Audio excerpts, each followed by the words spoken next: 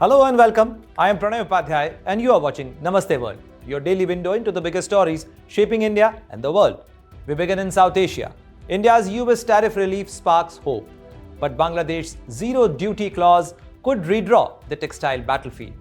Back in America, declassified testimony reveals Richard Nixon privately assured China of US support against India during the 1971 war. Bangladesh secures US tariff relief days before elections, boosting its crucial garment sector and economic confidence. Thousands rally across Iran, marking the 47th Islamic Revolution anniversary, even as diplomatic outreach continues abroad. And the biggest news of the day: Bangladesh will vote in historic elections after Sheikh Hasina's ouster, amid tight security and sweeping political change. All that and more. Global flashpoints, power plays, and the stories that matter. Coming up in this edition of Namaste World. Bangladesh stands on the cusp of a pivotal moment in its history as the nation heads to the poll tomorrow, February 12th, on the 13th Jatiya Sangsad elections, the first general election since the dramatic ouster of Prime Minister Sheikh Hasina in August 2024 following the student-led July uprising. This landmark vote comes after 18 months of interim governance under Chief Advisor Muhammad Yunus and turbulent political developments. The Awami League has been barred from contesting under anti-terrorism laws, dramatically reshaping the political landscape. Over 127.7 million registered voters, including millions of first-time voters, will decide the fate of 299 constituencies, choosing among nearly 2,034 candidates from dozens of parties and alliances. The main contest is between the Bangladesh Nationalist Party (BNP), led by acting chairman Tariq Rahman, who's widely seen in these polls as the front-runner, and Jamaat-e-Islami-led 11-party Islamist alliance. Polling stations open at 7:30 a.m. and close at 4:30 p.m., with votes cast via ballot papers. Amid fears of violence, authorities have mounted the most extensive security operation in Bangladesh's electoral history, with nearly 9 lakh law enforcement personnel deployed and the army on high alert until February 14th, as well as in other risk-prone areas. Over 90% of the roughly 42,700 polling centers will be under CCTV surveillance, and for the first time, around 25,000 body-worn cameras will be worn by officers. Special security measures are in place in and around Dhaka as well as in other risk-prone areas. More than half the centers have been flagged as sensitive. Despite these measures, concerns persist over recent political violence, attack on journalists, harassment of women candidates, and threats of democratic space. The Election Commission has assured zero tolerance for irregularities, with executive and judicial magistrates on duty. Adding historic weight to the day, voters will simultaneously participating in a national referendum on the July National Charter, an 84-point package of constitutional, electoral and institutional reform aimed at curbing executive outreach, strengthening independent bodies and embedding lessons from 2024 uprising. As Bangladesh votes under tight security amid deep polarization, economic challenges such as corruption and inflation, and hopes for genuine democratic renewal, the outcome could redefine the country's future and its relation with neighbors like India. In Iran, thousands have taken to the streets today to mark the 47th anniversary of 1979 Islamic Revolution. Nationwide rallies began this morning in Tehran and in over 1,000 cities and towns, with crowds gathering from 9:30 a.m. local time and marching towards the central landmarks such as Azadi Square in Tehran. Participants waved Iranian flags and chanted slogans against the United States and Israel. According to state media, a large number of people turned out across more than 1,400 locations to celebrate the occasion and express solidarity with the government. India's External Affairs Minister Dr. S. Jaishankar also congratulated his Iranian counterpart Sayyid Abbas Araghchi on the anniversary of the Islamic Revolution. Meanwhile, even as the public display of the unity and strength against the United States' aggressive posture, senior Iranian officials and diplomats are engaging with the global capitals to explore a negotiated solution. Iran's Supreme National Security Council Secretary Ali Larijani is currently visiting Oman, which hosted the latest round of talks between the United States and Iran. What first looked like a major win for India in the US textile market may carry a hidden twist. While Washington slashed tariffs on Indian garments to 18%, a parallel deal with Bangladesh grants zero duty access for selected apparel made with American cotton. Has the competitive balance quietly shifted? Here is a report by Sheikh Hasina.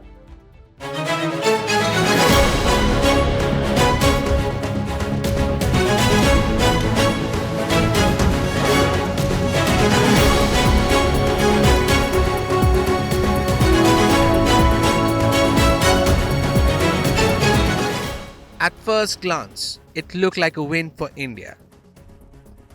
The United States slashed tariffs on Indian exports from a punishing 50% to just 18%. Exporters cheered. After all, the US is a $118 billion textile and apparel market, and India had just secured one of the lowest tariff rates. But while the spotlight stayed on India's relief, something else quietly slipped through. A deal Washington signed with Bangladesh. The US cut tariffs on Bangladesh to 19%, just 1 percentage point higher than India. But here's where the equation changes completely.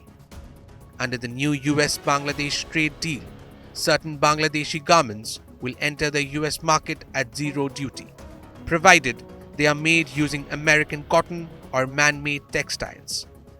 That single clause rewrites the competitive balance. Because while Indian garments will still face an 18% tariff, Bangladeshi garments using US cotton could pay nothing at all. Cheaper input, zero tax, lower shelf price. In the brutally competitive US apparel market, that difference is not small, it is decisive. The United States is India's largest textile export destination. Around $10.5 billion worth of Indian textiles go to the US every year. Nearly 30% of all Indian textile and apparel exports are shipped there. This sector contributes 2.3% of India's GDP and supports millions of jobs, from cotton farmers to spinning mills to garment factories. Just months ago, the sector was on its knees. When 50% tariffs were imposed, exports collapsed. Inventories piled up. In November 2025 alone, textile exports to the US fell by over 31% year on year. That's why the US-India deal felt like a lifeline, a second chance. But now, the Bangladesh clause threatens to snatch that advantage away. The concern doesn't end with garments. It goes deeper, into cotton. Bangladesh is the world's largest cotton importer, and for years, it was the largest buyer of Indian cotton. At one point, 70% of India's cotton exports went to Bangladesh. That relationship has already weakened since political changes in Dhaka in 2024.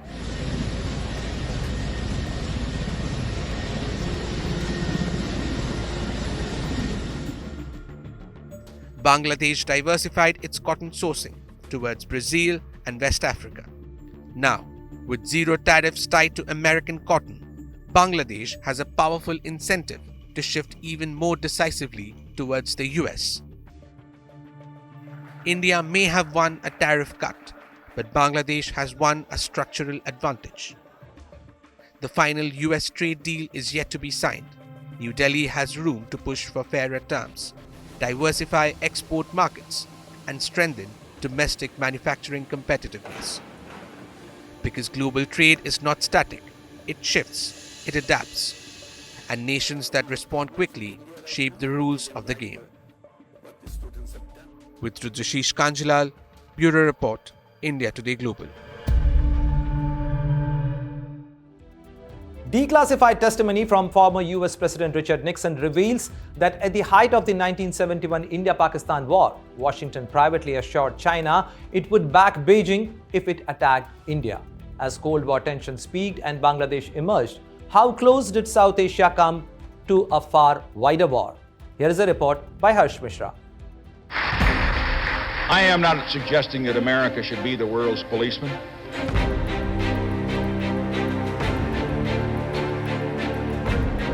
At the height of the 1971 India-Pakistan war, as Indian forces advanced in East Pakistan and the creation of Bangladesh became inevitable, a secret assurance was quietly delivered in Washington. Newly revealed pages of US President Richard Nixon's sworn grand jury testimony show that the United States privately assured China it would support Beijing if China chose to attack India. The testimony, sealed for nearly 5 decades as part of the Watergate record, offers the clearest evidence yet that Washington was prepared for the South Asian War to widen into a larger conflict involving China. So what exactly did Nixon say? In his own words, Nixon testified, the Russians were supporting India.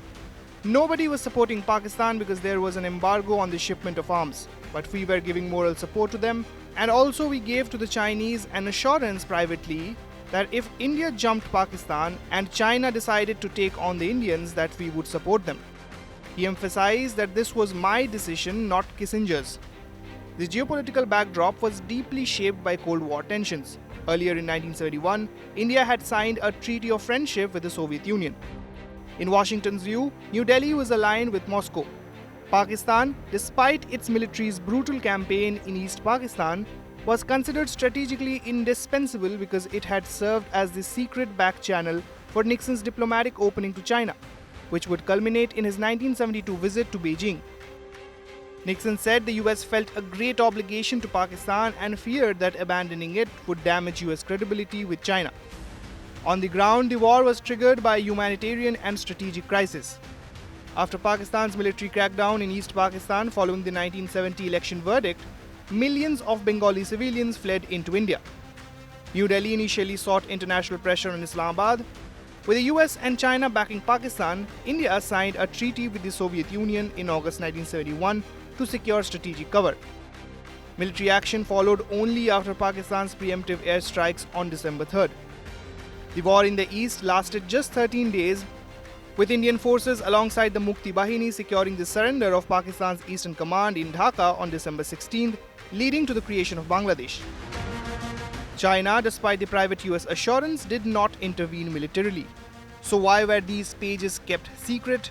The 7-page section was deemed so sensitive that it was withheld even from most Watergate prosecutors and the grand jury. It was classified and sealed separately because it exposed Cold War contingency planning that could have been explosively destabilizing if revealed at the time. Nixon himself warned prosecutors not to open that can of worms. Decades later, the documents reveal just how close South Asia came to a far wider war. With Harsh Mishra, we report India Today Global. Just days before a crucial national election, Bangladesh has secured a key trade deal with the United States, cutting tariffs on its vital garment exports and unlocking zero-duty access for selective textiles made with the American inputs. With the economy and democracy under strain, can this breakthrough steady Dhaka at a decisive moment? Here is a report by Sheikh Hasina. Bangladesh is 74%, so you see what's going on.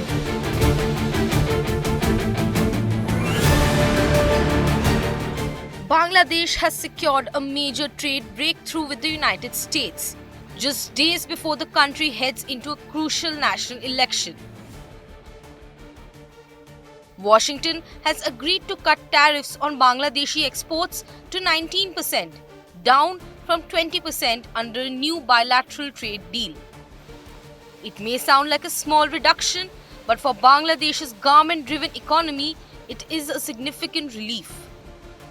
The deal also opens the door to zero-tariff access for select Bangladeshi textiles and apparel made using US-produced cotton and man-made fibers. A move, Dhaka says, will protect jobs and strengthen its position in the global supply chain.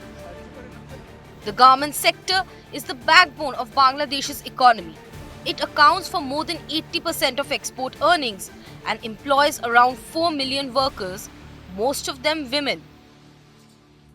Industry leaders say the tariff cut could help struggling factories stay competitive in the vital US market. In return, Bangladesh has agreed to give preferential access to a wide range of American goods, from agricultural products like soy, dairy and meat to industrial items including chemicals, machinery, medical devices and vehicles. Dhaka has also committed to labour reforms, stronger environmental protections, tighter anti-corruption enforcement, and greater openness in digital trade and insurance markets. The agreement follows months of tough negotiations after President Donald Trump imposed sweeping reciprocal tariffs last year, initially slapping Bangladesh with a steep 37% levy. Now, as Bangladesh prepares to vote under an interim government following Sheikh Hasina's ouster, the deal is being seen as a political and economic signal of stability, credibility, and global engagement. For Bangladesh, this is more than a tariff tweak. It's a lifeline at a moment when both its economy and democracy are under pressure. With Sheikh Shah, Bureau Report, India Today Global. As we wrap up today's show, here's a quick look at the top stories making waves around the world. A mass shooting at the high school in Tumbler Ridge has left 10 people dead, including the suspect female shooter in one of Canada's deadliest recent attacks. Philippines Department of Foreign Affairs has urged the Chinese embassy in Manila to remain constructive and professional as tensions escalate over the South China Sea dispute. Qatar's ruler Tamim bin Hamad Al Thani and Donald Trump discussed regional de-escalation in a phone call ahead of Trump's meeting with Benjamin Netanyahu. And that brings us to the end of today's edition of Namaste World. From breakthrough in technology and business to political developments and natural disasters. Stay tuned as we bring you the latest updates, key developments and more from New Delhi to New York. See you again tomorrow, same time, right here on Namaste World.